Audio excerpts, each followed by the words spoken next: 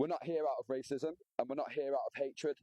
We understand everyone has a right to their own beliefs, and we respect that they're illegal allegations. What we want is transparency and accountability. We want to know who in Cheshire East Council approved this site.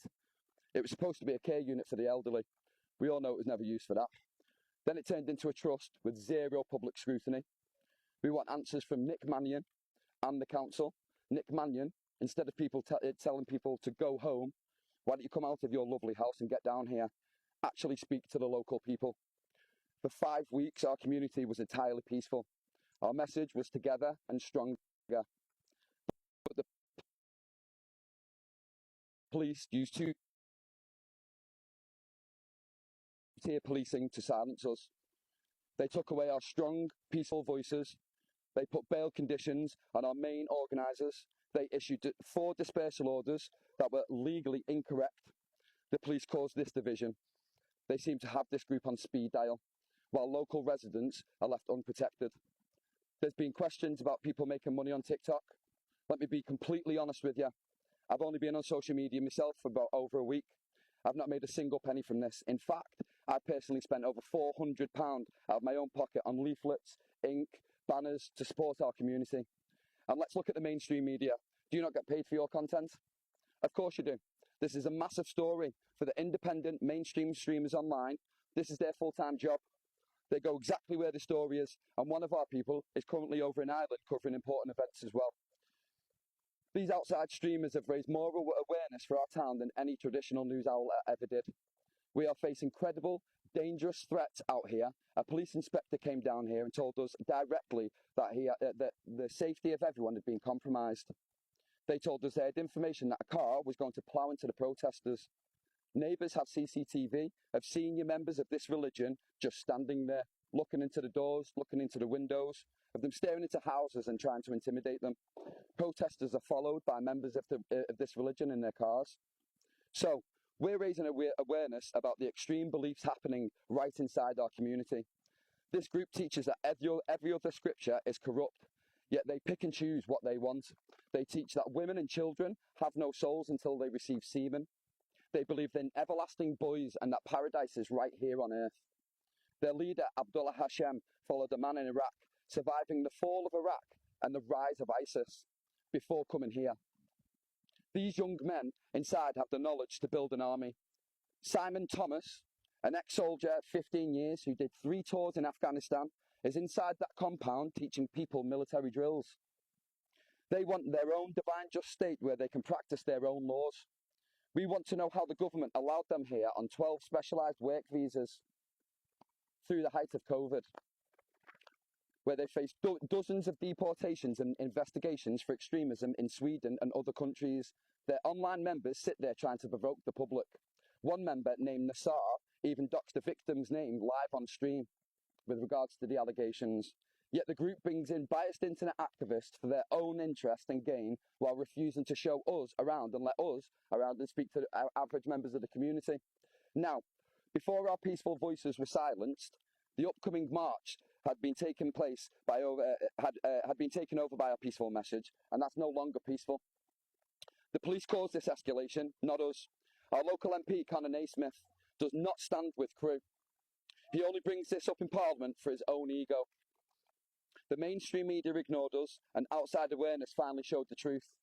The people that stand outside there now are upset and angry and still demand answers. Okay, so if I could ask you some questions. Yeah. Don't worry about repeating any of what you just said in there. Yeah, brilliant. No problem. Yeah, brilliant. Okay. So first of all, just tell me about why it is that you think that, just over a month on now from those who've been arrested being able to return, why you think that there are still protests happening at night after that? A lot of people feel vindicated by the allegations. Many people have been there long before.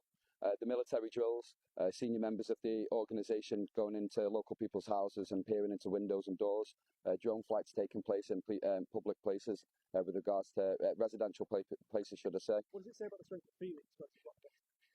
People are angry. People are angry and upset. We're trying to channel that into one clear voice within the community, so we can get that message out there peacefully. It's not about race or religion. People have the right to that. It's about the teachings. and how they could affect the wider communities, and also about the accountability from the local governments, why they came here and how they even got to be here, have 12 specialised work visas for a media outlet, and look what's become of that. And what do you hope that the protest will actually achieve? Because obviously there's a police investigation going on. Yeah. Do you think it'll have an impact on that, or what do you hope it'll achieve? We believe that transparency and accountability from the public can coincide with a police investigation, and we do believe that this goes far beyond the gates of Webb House. We do believe that a council member within the Ahmadi Religion of Peace and Light works with the council, within the planning department. Local community members want answers for that. So it's about raising awareness and getting answers. Is it also about, because the police have been clear that their investigation, they say, is about the individuals they've arrested, not the religion. Is it at least for some about the religion not being there? I mean, that's certainly what some people have said. Some of the teachings that we've seen within the Goal of the Wise and the Imam sayings of Abdul Hashem they always ask for more questions. We want transparency within the religion. We've asked for transparency. We try daily within social media, and we don't get nothing. All we get is a rhetoric of discrimination, and we believe this is how they kind of piggyback through the European countries through the Human Rights Act. Is that an ultimate aim? I know that there are lots of different people there, so it's not fair to ask you what everyone thinks, obviously, who's been protesting, but is that an ultimate aim, at least of many, to secure that religion no longer being in that premises or in Crypt? Not necessarily about the religion, but more about the building. The building holds a special place for a lot of the local community members. A lot of them used to pay for that place out of their own wage to help support it. It's been an asylum, a school, run by the railway over many years. So a lot of people have different kind of connections to that place. We believe the building could be better used for a women's refuge, veterans, homeless people. We just believe with what they call... Yeah, of course, and that's where we want to bring the accountability and the transparency within the councils and the government. How did they acquire such a building like this in the first place? It's not about, as you'll know, some have characterised it, basically trying to intimidate a religion. No, nothing like that whatsoever. A lot of the local community have asked for transparency for many years, over the 5 years they've been there, and the council as well, with regards to the council and the police. And we believe because of the lack of transparency and accountability, we feel like we're best heard outside those gates. How have the police been with you? Two-tiered. With all due respect, they seem to have the religion on speed dial. There's been many incidents. 500 officers went and raided that place. That doesn't seem like a two-tier in favour of that religion, does it? With all due respect, I think because of the amount of scrutiny from the local community, I think attention was brought on it and it was inevitable. I think the government acted too late. Fair to those protecting the residents? Yes, I do. Yeah, within the local community, yeah, I really do. There's a lot of names being called, a lot of groups of people being branded a certain way, when a lot of the local community, albeit might not have been able to voice their opinion correctly at the beginning. Now we're getting somewhere, and the police are, systematically taking them people out. Taking who that? A lot of the main organisers that were originally there with the message of peaceful, stronger together. It seems to be systematically targeted, so that peaceful message is no longer there. Well, without getting down to that, I suppose, for individual people, would you agree at least that some of the things that have happened over the last 4.5, 5 weeks have been unacceptable? With all due respect, I think with over the past 5 years, because it's been a lot longer than 5 weeks, I understand it's been in the public eye for the past 5.5 weeks, but for the local residents, it's been here for 5 years.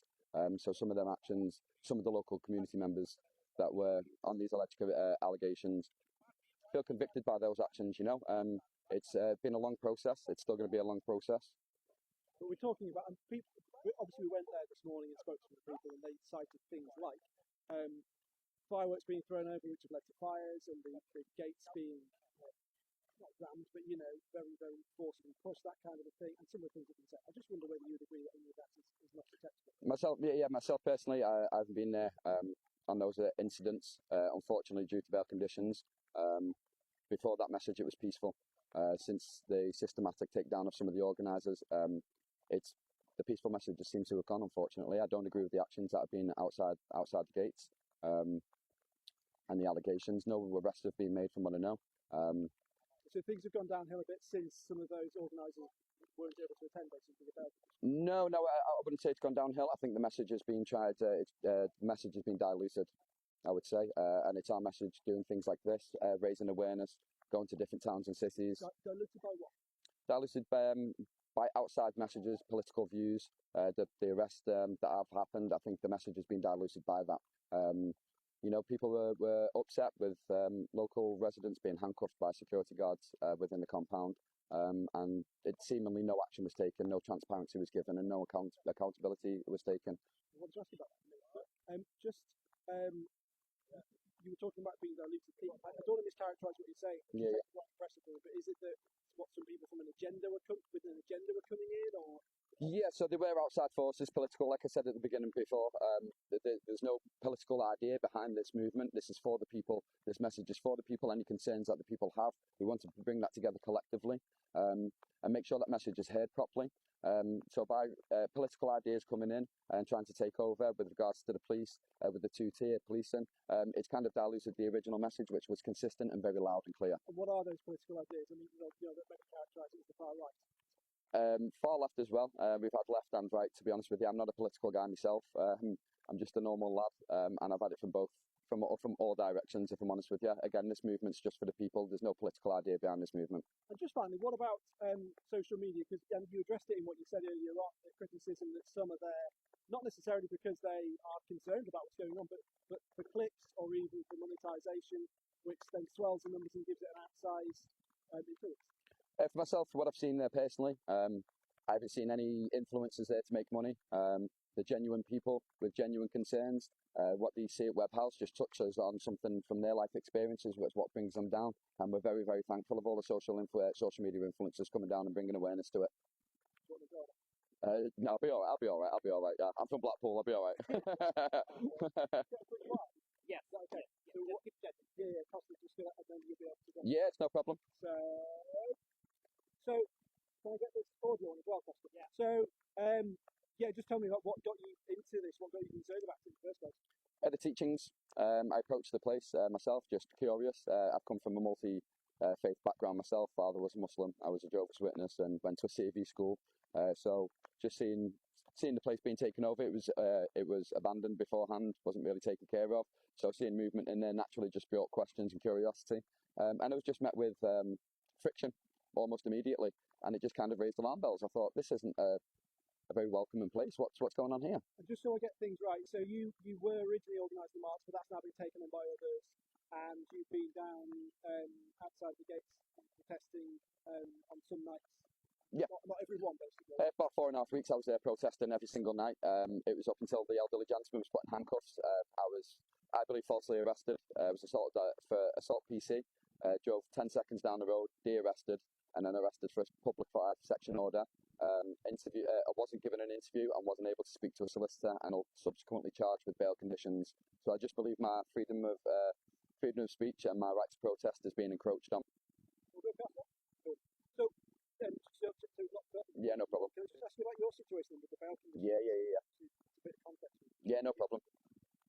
You posted about myself the other day. BBC and Sky News. It was through obviously Crew put it out first. My name's Daniel Simbalakis.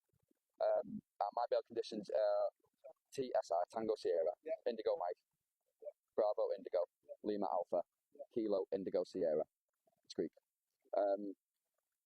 Public Order Section 5. So that's what my bail conditions are till the 23rd of July. I think all the articles put 23rd of June. Oh, so you were charged? And so but no interview. Yeah, no interview.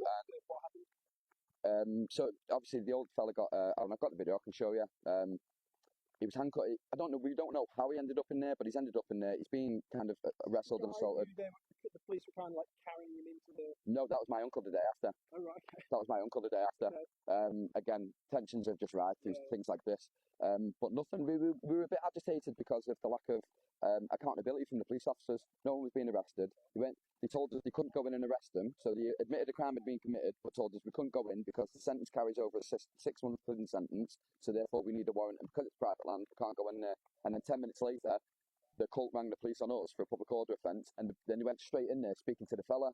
So everyone was just very angst and a bit shouty, and that's all that happened. And what was it with you? Was it like, what were they alleged to? So I was assaulted by a police officer twice. I have it on camera. There was a lot of people there, so we all have it on camera. We were upset, and the copper had just turned up trying to be a bit antagonistic. So he pushed me twice. I left the area immediately with this fella. and you've got a court date coming up. Is that Yeah, 23rd of July. Yeah, right? Cool. yeah. So obviously, I won't be able to go into the specifics of that because Yeah, it's fine. a court date. Yeah, that's Why fine. did you say it was an incident involving a police officer, something like that? Well, it was assault PC, but then they arrested me for assault PC. And then it was public order. That Section 5 public order is what I'm on bail for. But I wasn't interviewed, and Altercation, I suppose it was, wasn't it? I know that's a very media word. there wasn't an altercation, was there? There wasn't. You are? Yeah, I'm done Woody Wade. The sergeant just jumped out and grabbed me and threw me on the bonnet. I'll say an issue involving a police officer. Yeah, it was a sergeant. Yeah. And obviously everyone's seen it, and everyone, I got arrested for it. Obviously, I've been one of the main voices there in my speech. I'm quite a loud guy. So they didn't. I've done it to a few people. They didn't like it. It's been systematic. It's been targeted. It really has. But I've now got like a warning put onto my address now, like a flag. So if I ring the police because of the considerable threats, I had the cyber team ring me yesterday. Because of the amount of yeah. A lot of us get the threats. We don't know how serious they are because of the user accounts that they get. There's loads of them. Can I ask about the guy who was Arrest. the guy was handcuffed. Yeah. By So he was on. There's a housing estate, Fairbairn housing estate. A lot of their back fences kind of lead onto the and he was peering over, looking for his dog or something, I think. And the security guards have dragged him through onto the property, pulled him onto the fence, and effectively assaulted him because they put him into handcuffs the way they've had to grip him up, put his arms behind his back and handcuffed him. And we've got the video footage of him being walked away in handcuffs. At that point, it's false imprisonment. From our understanding, there's only like 2 or 3 security teams in the whole of the UK that are allowed to use handcuffs, and that's ex-police officers. What happened to him then? Was he let out? Or? He was taken to the hospital, where he's a local guy as well. He was taken to the hospital, and he was taken to hospital. Who then? The police, right? Because he was beat up. So they handcuffed him and then they walked him out, and the police roughed him up a little bit, took him off. I was about to ask that. Yeah, they took him off camera and roughed him up a little bit. He had a bloody nose and stuff. Police officers took him to the hospital, had him cuffed to the bed because he were basically threatening to arrest him for trespass. Right. Guy ended up assaulting a nurse and ended up fleeing the hospital. So there was a bit of commotion around him, but people at Web House had no clue about that. I wanted to ask the police about it, but I didn't know when it happened. Yeah. But there's no investigations taking place now over it. But I'm sure I should say something about this. What was the date of it? Last Sunday, not Sunday gone, the one before, the day I was arrested. Not Sunday just gone, Sunday before.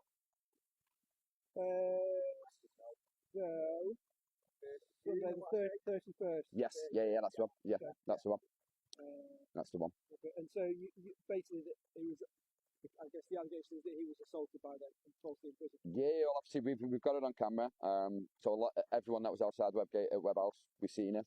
And you understand, or the police have said that they're not being investigated for that. So. Well, he's a local fella, so the night that I was that same night, his son was with me when the police officer ended up grabbing me, and he was just telling one of our friends he didn't know why his dad done it, but was explaining that the police were basically threatening to arrest him for the trespass, and so he got scared, didn't want to, and tried running away from the hospital.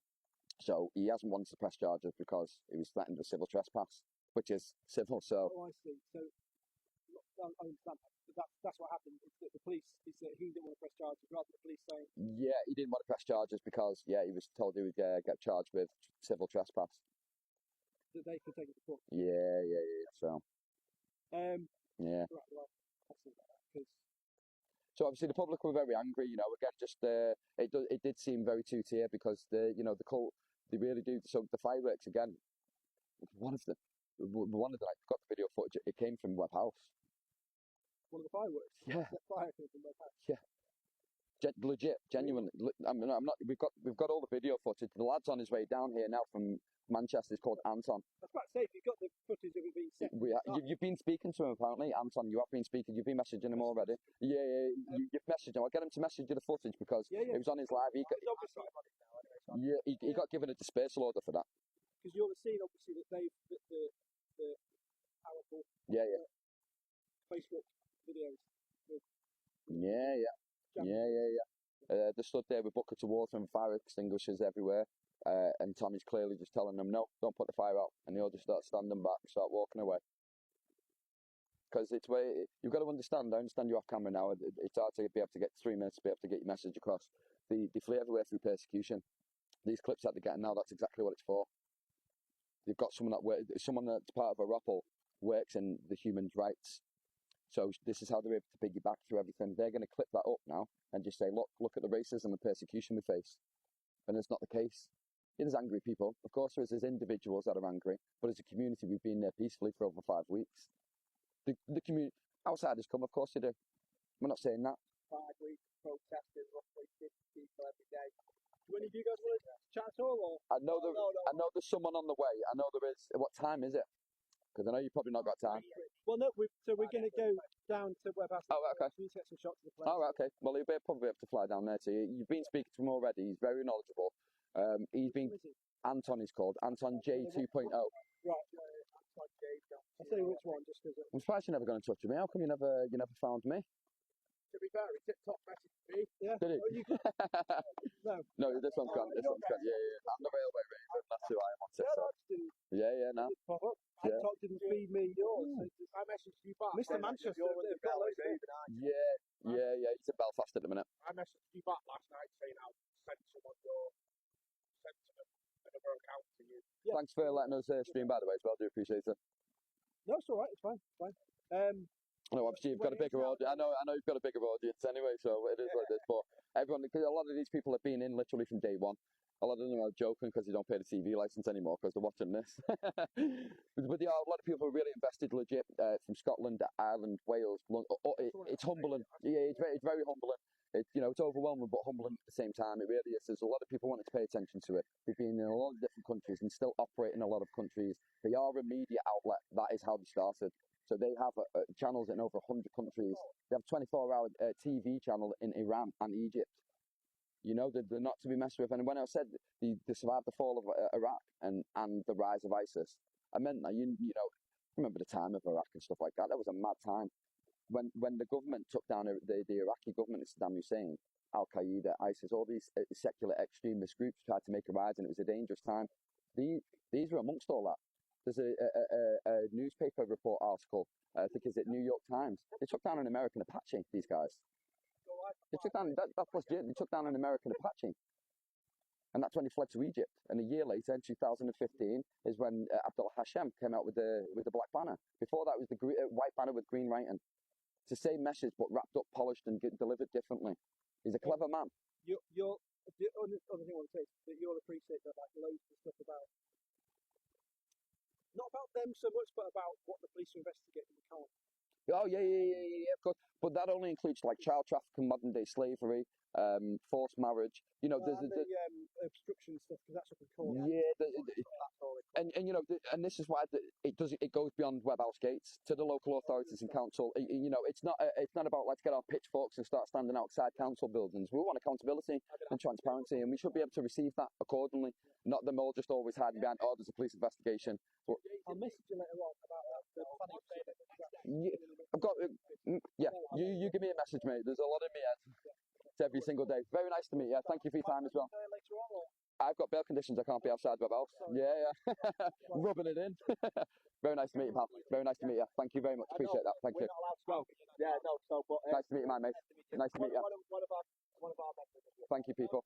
We'll let them know. All right. Appreciate that, fellas. Thank you very much. Take care. Hello, Daniel. I didn't know how to zoom out on that, mate.